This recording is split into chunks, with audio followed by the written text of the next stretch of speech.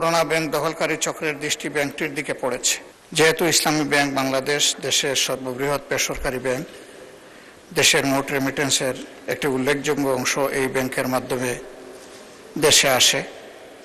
যেহেতু তৎকালীন ফ্যাসিবাদী সরকারের অব্যাহত অপপ্রচার এবং কর্মকর্তা কর্মচারীদের রাজনৈতিক হয়রানি সত্ত্বেও 2016 সালে ব্যাংকটি 447 কোটি টাকারও বেশি মুনাফা অর্জন করে। সে সময় খেলাপি বিনিয়োগের হার ছিল মাত্র 4%।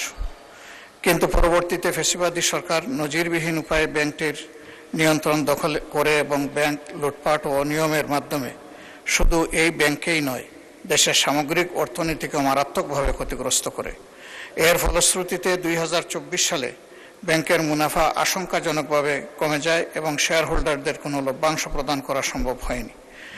খেলাপি বিনিয়োগের পরিমাণ মোট বিনিয়োগের প্রায় 51% এসে পৌঁছায়।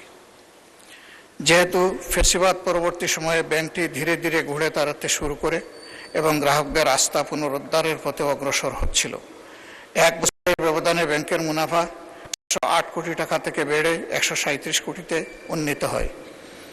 ঠিক এমন সময় আবারও পুরোনো ব্যাংক দখলকারী চক্রের দৃষ্টি ব্যাংকটির দিকে পড়েছে। নূতন ষড়যন্ত্রের মাধ্যমে পরিচালনা পর্ষদের চেয়ারম্যান পদে বিতর্কিত এবং দুর্নীতির অভিযোগে চিহ্নিত ব্যক্তিকে বসানো হয়েছে। একই সঙ্গে ব্যবস্থাপনায় অযৌক্তিক ও অন্যায় হস্তক্ষেপের মাধ্যমে ব্যবস্থাপনা পরিচালক।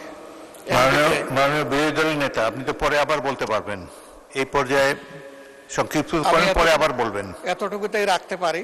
এই বিষয়ে আলোচনা হওয়া জরুরি বলে আমি মনে করি। আপনাকে সুযোগ দেওয়ার জন্য ধন্যবাদ। Thank you.